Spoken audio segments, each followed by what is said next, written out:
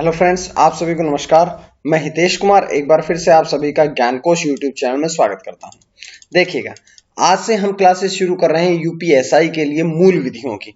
तो मूल विधियों के अंतर्गत, क्योंकि आपका एग्जाम जो है वो मूल विधियों पर भी बहुत से एग्जाम पैटर्न जो है वो डिपेंड करता है, तो मूल विधियों को ध्यान में रखते हुए आज से हम मूल विधियों की एक एक करके क्लास आप सभी को प्रोवाइड करेंगे।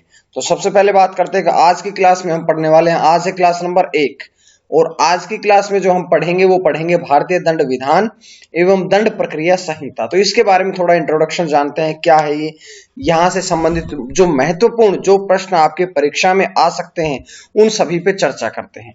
तो सबसे पहले बात करते हैं कि जो भारतीय दंड संहिता है ये वह संहिता है जो दंड का प्रावधान करती है और इसमें विभिन्न प्रकार के अपराध और उनके लिए सभी दंडों का वर्णन किया गया है। भारत देश में किसी भी नागरिक द्वारा किए गए कुछ अपराधों की परिभाषा दी गई है और उन अपराधों के लिए दंड का प्रावधान जो है वो भी भारतीय दंड संहिता में किया गया है। लेकिन इस भारतीय दंड संहिता की एक खास विशेषता ये है कि ये भारतीय सेना इंडियन आर्मी पर लागू नहीं होती है।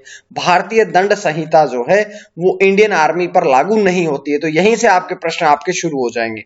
उसके बाद बात करते हैं कि ये जो भारतीय दंड संहिता है ये कब इसे पेश किया गया था। तो ये इसे लेजिस्लेटिव के सामने 1856 में पेश किया गया था और यह बिल जो है ये 6 अक्टूबर 1860 में पारित किया गया था। उसी दिन यानी कि 6 अक्टूबर 1860 को ही गवर्नर जनरल की इसे अनुमति प्राप्त हुई और 1 जनवरी 1862 से इसका प्रवर्तन शुरू हो गया था। तो बहुत से प्रश्न बताए कि इसे लेजिस्लेटिव के समक्ष कब पेश किया गया, 1856 में।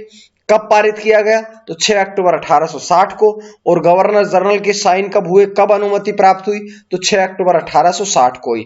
इसके पश्चात इसका प्रवर्तन कब शुरू हुआ, तो 1 जनवरी 1862 से इसका प्रवर्तन शुरू हुआ था। तो ये एक एक वन लाइनर फॉर्म में मैं आपको बता रहा हूं। इसके बाद बात करते हैं कि इंपॉर्टेंट प्रश्नों में यह भी बनता है कि भारतीय दंड संहिता 1860 जो है ये प्रथम विधि आयोग के अध्यक्ष लॉर्ड मैकाले थे। इसके अगर हम बात करें पहले विधि आयोग के अध्यक्ष कौन थे, तो लॉर्ड मैकाले थे। उन्होंने भारतीय दंड संहिता का प्रारूप भी तैयार किया था। तो अगर प्रश्न पूछा जाए कि भारतीय दंड संहिता का प्रारूप किसने तैयार किया था, तो लॉर्ड मैकाले ने किया था। और इसी कारण से भारतीय दंड संहिता का जनक भी किसे कहा जाता है, तो लॉर्ड मैकाले को। क्यों?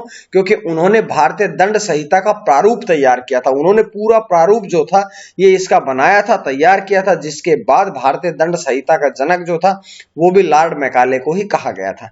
इस संहिता में कितने अध्याय हैं, तो 23 अध्याय है। और अगर धाराओं की बात करें तो 511 धाराएं हैं, यानी कि 23 अध्याय और 511 धाराएं जो है वो आईपीसी में निहित है। भारतीय दंड संहिता जो है ब्रिटिश काल में लागू हुई थी और इसके पश्चात इसमें समय समय पर धीरे धीरे परिस्थितियों को देखते हुए इसमें संशोधन भी होते रहे थे। पाकिस्तान और बांग्लादेश ने भी भारतीय दंड संहिता को ही लागू किया। तो खास बात यह भी है कि आईपीसी जो है इसे पाकिस्तान और बांग्लादेश जो कि हमारे पड़ोसी देश हैं उनमें भी यही लागू होती है। उसके बाद बढ़ते हैं कि भारतीय दंड संहिता जो है यानी कि आईपीसी जो है, इसको इंग्लिश में बोलते हैं इंडियन पिनल कोड। तो ये 1 जनवरी 1862 को लागू हुई थी, परंतु उस समय कहां कहां पर ये लागू नहीं की गई थी, ये भी इंपॉर्टेंट प्रश्न रहेगा। तो ये जम्मू कश्मीर में लागू नहीं करी गई थी, गोवा में लागू नहीं करी गई थी, दमन और दीव में लागू नहीं करी गई थी और इसके साथ साथ पुडुचेरी में भी लागू नहीं करी गई थी। 1 जनवरी 1862 को ये जम्मू कश्मीर, गोवा, दमन और दीव, पुडुचेरी में लागू नहीं करी गई थी। उसके बाद बात करते हैं कि 1 अक्टूबर 1863 से गोवा में, दमन और दीव में और पुडुचेरी में इसे लागू कर दिया गया था। और 2019 में 31 अक्टूबर 2019 में अनुच्छेद 370 के हटने के पश्चात जम्मू कश्मीर में भी भारतीय दंड संहिता जो है आईपीसी जो है इंडियन पिनल कोड जो है ये लागू हो गई थी। इसके बाद बात करते हैं कि इसमें इसके अंतर्गत कुछ आते हैं अपराध की परिभाषाएं। तो अपराध की परिभाषाओं की तरफ बढ़ते हैं। सबसे पहले बात करते हैं कि केनी के अनुसार, इतिहासकार हुए हैं केनी, इन्होंने अपनी पुस्तक में लिखा है आउटलाइन ऑफ क्रिमिनल लॉ, ये इनकी पुस्तक है। इसमें उन्होंने कहा है कि अपराध एक ऐसा दोष है जिसकी अनुशासित दंड है और जो किसी सामान्य व्यक्ति द्वारा क्षम्य नहीं है, यानी कि उसे क्षमा करने लायक नहीं होता है और वह क्षम्य है तो केवल सम्राट के द्वारा। क्या यदि उसे क्षमा करने का अधिकार किसी को प्राप्त है तो वे सम्राट को प्राप्त है। सम्राट यानी कि भारत के राष्ट्रपति को प्राप्त है। ठीक है। उसके पश्चात जेम्स स्टीफन आते हैं। जेम्स स्टीफन ने कहा था कि आपराधिक एक ऐसा कृत्य है जो विधि द्वारा निषिद्ध तथा समाज के नैतिक मनोभावों के प्रतिकूल दोनों ही होता है। यानी कि ये निषिद्ध भी होता है, यानी कि ये निषिद्ध है कि मना होता है, निषेध होता है, साथ साथ में समाज के जो नैतिक मनोभाव हैं इनके भी विपरीत होता है। तो इसलिए ये अपराध की उन्होंने परिभाषा दी है। लेकिन एक दो विद्वानों के बात की परिभाषाएं और पढ़ते हैं, जैसे कि ब्लैकस्टोन के अनुसार उन्होंने क्या कहा। तो ब्लैकस्टोन ने कहा कि निषिद्ध तथा आदेशित करने वाली सार्वजनिक विधि के अतिक्रमण के रूप में किया गया कार्य या लोग जो हैं वे अपराध एवं अपराधी कहलाते हैं। इसके बाद ऑस्टिन ने क्या कहा। तो ऑस्टिन ने कहा कि अपराध वेदों से जिनका निर्वहन संप्रभु या उसके अधिकारी करते हैं। जिसके पश्चात लॉर्ड रसेल ने कहा कि अपराध की जो परिभाषा है कठिन है। उसके बाद दंडनीय अपराध मौलिक रूप से दंड नीति पर आधारित होता है जो कि समय समय पर समाज के एक सशक्त समूह द्वारा निर्धारित की जाती है। तो ये कुछ हमने अपराध की परिभाषाएं पढ़ी है। उसके बाद में बात करते हैं अपराध के तत्व के बारे में। तो अपराध के 4 तत्व बताए गए हैं। सबसे पहला मानव स्वयं, दूसरा आपराधिक मन स्थिति या दुराशय, तीसरा उसमें होता है आपराधिक कृत्य, और चौथा ये होता है कि ऐसे आपराधिक कृत्य से मानव तथा समाज को क्षति। ये इसके 4 मुख्य तत्व बताए गए हैं। इसके पश्चात बढ़ते हैं हम एक एक करके इन चारों के बारे में पढ़ते हैं। सबसे पहले अपराध की मन स्थिति। तो अपराध करने में जो मन स्थिति है इसका भी महत्वपूर्ण स्थान बताया गया है। आंगल विधि का यह मूल सिद्धांत है कि मात्र कार्य जो है वो किसी व्यक्ति को अपराधी नहीं बनाता है यदि उसका मन अपराधी ना हो। यदि व्यक्ति का मन जो है वो अपराधी नहीं होता है तो केवल कार्य करना उसे अपराधी नहीं बताता है। तो ये जानकारियां थी जो कि मैंने आपको यहां से दी है। इसके पश्चात आगे बढ़ते हैं।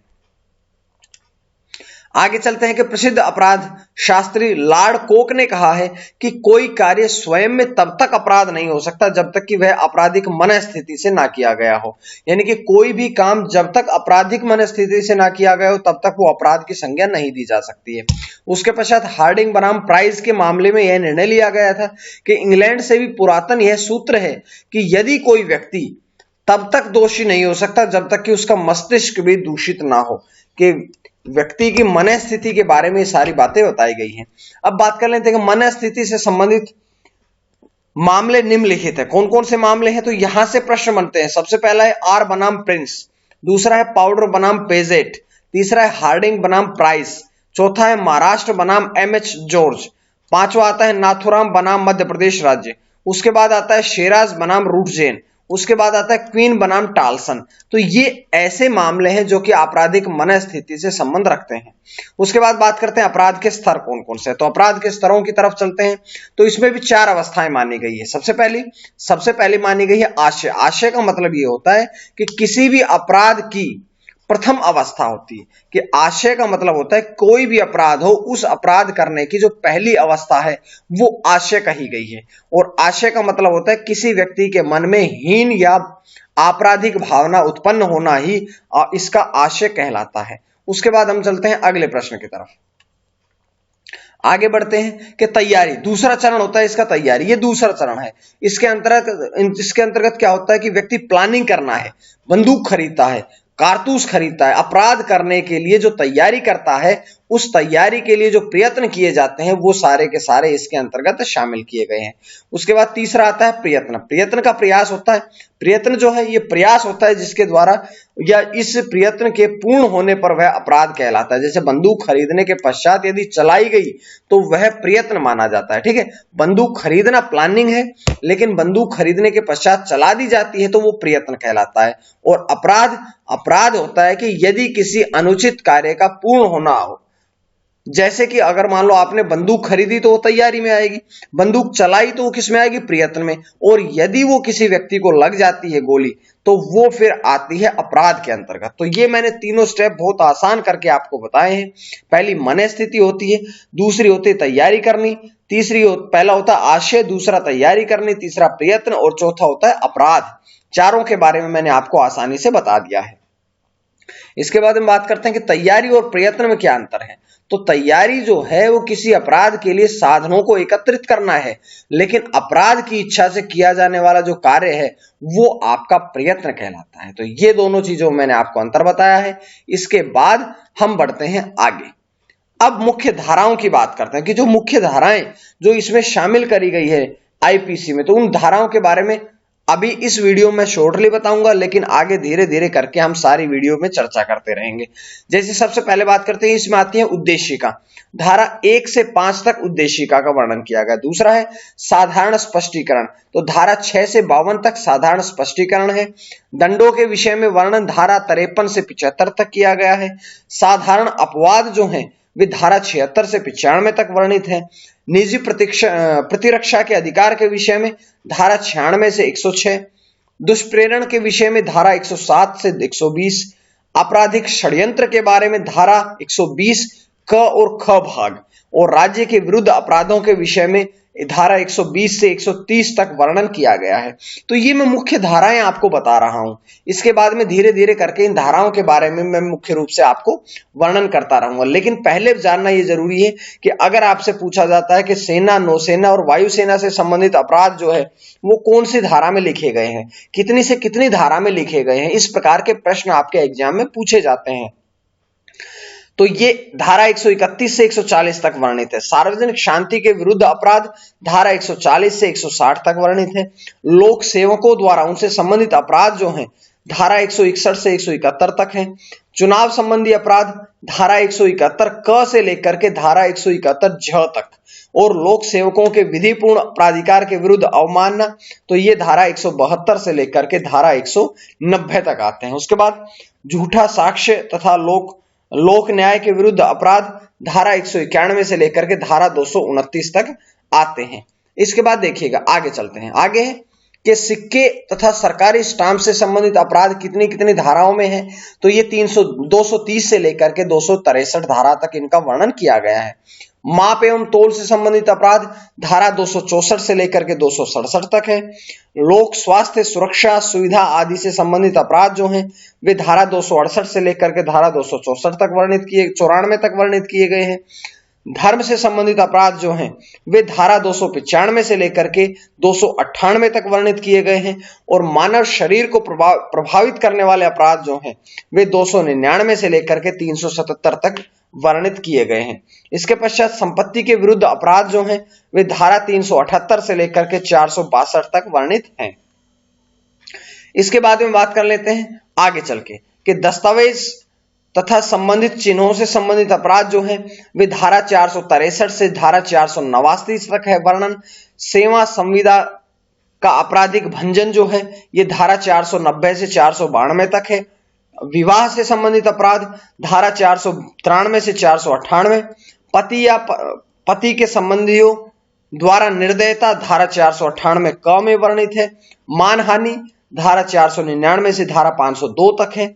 आपराधिक अभित्रास और अपमान आधिरिष्टीकरण जो है वे धारा 503 से लेकर के धारा 511 तक है, और आखिर जो आता है धारा 511 उसमें अपराध करने के प्रयत्नों को शामिल किया गया है। तो इस प्रकार से यहां से हमने मुख्य रूप से धाराएं पढ़ ली है। अब मैं आपके सामने वो प्रश्न लेके आता हूं जो कि आपके पिछले एग्जाम्स में पूछे जा चुके हैं, क्योंकि ये बहुत इंपॉर्टेंट प्रश्न रहेंगे, तो इनको आपने वन लाइनर फॉर्म में जरूर याद करना है। सबसे पहले बात करता हूं कि committee on the laws of England नामक पुस्तक जो थी ये ब्लैकस्टोन द्वारा लिखित गए हैं। Journal view of criminal law of England ये पुस्तक स्टीफन द्वारा लिखी गई है। नानक चंद्र बनाम पंजाब राज्य के मामले में धारा 34 और धारा 145 में अंतर व्यक्त किया गया है। छतरमल नामक बनाम राजस्थान राज्य का मामला जो था वो धारा 34 और धारा 149 के अंतर से संबंधित है। बात करता हूं कि भारतीय दंड संहिता बालकों द्वारा किए गए अपराध पर लागू नहीं होती, कि ये जो आईपीसी है ये भारतीय सैनिकों पर लागू नहीं होती है, लेकिन उनके साथ साथ जो अपराध जो बच्चे हैं, जो छात्र हैं, जो बालक माने गए हैं, उन बालकों पर भी ये लागू नहीं होती है। उसके बाद बात करते हैं कि आर बनाम मैकनाटन के बाद विकृत चित्त को बचाव के रूप में होने का सिद्धांत जो था ये प्रतिपादन किया गया था। इसके बाद में अगर हम बात करें कि ठीक 7 वर्ष या उससे कम उम्र के व्यक्ति द्वारा किया गया कोई भी कार्य जो है ये अपराध दंड जो है ये अपराध जो है ये दंड नहीं कहलाता है। इसके बाद अगर हम बात करें कि लोक सेवक द्वारा किए गए कार्य के विरुद्ध प्राइवेट प्रतिरक्षा का अधिकार जो है ये उपलब्ध नहीं होता है। इसके बाद कुछ और धाराएं हैं, जैसे प्रत्येक व्यक्ति को अपने शरीर तथा दूसरे व्यक्ति के शरीर के विरुद्ध प्राइवेट प्रतिरक्षा का अधिकार प्राप्त है। जयदेव बनाम स्टेट का जो वाद हुआ था इसमें प्राइवेट प्रतिरक्षा के अधिकार से ही ये संबंधित है। इसके बाद एक प्राइवेट प्रतिरक्षा के अधिकार से संबंधित एक और मामला है, कौन सा? राजेश कुमार बनाम धर्मवीर। उसके बाद विनायक दामोदर सावरकर जो कि वीडी सावरकर के नाम से प्रसिद्ध है, उनका वाद नासिक षड्यंत्र केस के नाम से जाना जाता है। उसके बाद में बात कर लेते हैं कि मिट्ठू सिंह बनाम पंजाब राज्य के मामले में भारतीय दंड संहिता की धारा 303 को संविधान के अनुच्छेद 19 एवं 21 के आधार पर असंवैधानिक घोषित किया गया था। उसके बाद आपके पिछले एग्जाम में प्रश्न पूछा गया जो कि ये है कि बच्चन सिंह बनाम पंजाब राज्य के मामले में यह निर्णय दिया गया था कि मृत्यु जो है ये विरले से विरलतम तक ही दी जा सकती है। और इसके बाद में देखिएगा कि एस वरदराजन बनाम स्टेट का जो संबंध है ये भारतीय दंड संहिता की धारा 366 से है। बलात्कार संबंधी कानून को बनाने के लिए वर्मा कमीशन यानी कि न्यायमूर्ति जगदीश शरण वर्मा को बनाया गया था। ये कुछ धाराएं हैं। इसके बाद बढ़ते हैं कि भारतीय दंड संहिता के अंतर्गत निम्नलिखित अपराध संबंधी विरुद्ध अपराध संपत्ति के विरुद्ध अपराध कौन कौन से हैं? सबसे पहला चोरी, लूट, उद्यापन, डकैती संबंधी का आपराधिक दुर्विनियोग, आपराधिक न्यास भंग, चुराई हुई संपत्ति प्राप्त करना, आपराधिक अतिचार, छल एवं संपत्ति का व्ययन तथा कपटपूर्ण अभिलेख जो है ये इसमें शामिल किए गए हैं। उसके बाद बढ़ते हैं कि लूट एक व्यक्ति भी कर सकता है, मगर डकैती जो है ये कम से कम 5 व्यक्ति होने चाहिए या 5 व्यक्ति से अधिक होने चाहिए। तो लूट और डकैती में ये आपका अंतर करके बताया गया है। इसके बाद बढ़ते हैं आगे कि आर गोविंदा हत्या और मानव वध में अंतर से संबंधित वाद है। के एम नानावती बनाम स्टेट ऑफ महाराष्ट्र का जो वाद है ये भारतीय दंड संहिता की धारा 300 के अपवाद 1 के अंतर्गत गंभीर एवं अचानक प्रकोप से संबंधित है। उसके बाद हम बात कर लेते हैं कि जोसेफ साइन बनाम भारत संघ 2018 के मामले में उच्चतम न्यायालय ने भी यह निर्धारित किया था कि भारतीय दंड संहिता की धारा 497 असंवैधानिक है, अर्थात जारकर्म जो कि का अपराध जो है ये भारत में अमान्य है, कि जारकर्म का अपराध जो है भारत में मान्य नहीं होगा, इसके लिए सदैव दंड देने योग्य है ये अपराध। उसके बाद बात करते हैं कि अभयानंद मिश्रा बनाम बिहार राज्य जो है आपराधिक पर्यटन का एक महत्वपूर्ण निदर्शकवाद है, लीडिंग केस है और भारतीय दंड संहिता 1860 में लॉर्ड मैकाले द्वारा प्रारूपित है। श्रीलंका, सिंगापुर और ब्रुनेई की दंड संहिता भी उसी प्रारूप पर आधारित है। इसके बाद बात करते हैं कि भारतीय साक्ष्य अधिनियम 1872 का प्रवर्तन 1 सितंबर 1872 को किया गया था। भारतीय साक्ष्य अधिनियम के विधेयक का प्रारूप सर जेम्स स्टीफन द्वारा तैयार किया गया था। रेस जेस्टे के सिद्धांत को साक्ष्य अधिनियम की धारा 6 में लिपिबद्ध किया गया है। उसके बाद अंतिम स्लाइड आपकी स्क्रीन पे आती है कि भारतीय साक्ष्य अधिनियम की धारा 8 के लिए तैयारी तथा पूर्ववर्ती या पश्चवर्ती आचरण के संबंध में शासन गति का नियम प्रतिपादित करती है।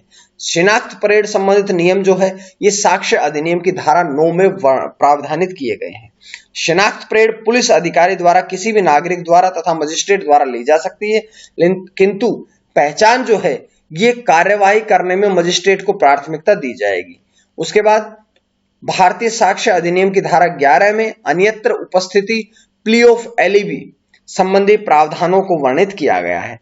तो ये थी आज की कुछ वीडियो। उम्मीद है आपको वीडियो पसंद आई होगी। ये पहली स्लाइड थी, पहली क्लास थी जो मैंने आप लोगों के सामने बताई है। अब मैं एक एक करके ऐसे ही आपके सामने सारी क्लासेस लाता रहूंगा। तो आज के लिए इतना ही। आप इसका PDF ज्ञानकोश टेलीग्राम चैनल से ले लीजिएगा या ज्ञानकोश फेसबुक पेज से ले लीजिएगा या ज्ञानकोश आप इसके WhatsApp ग्रुप से भी ले सकते हैं। तो आज के लिए इतना ही। मां सरस्वती की कृपा आप सभी पर बनी रहे। आप सभी का बहुत बहुत धन्यवाद।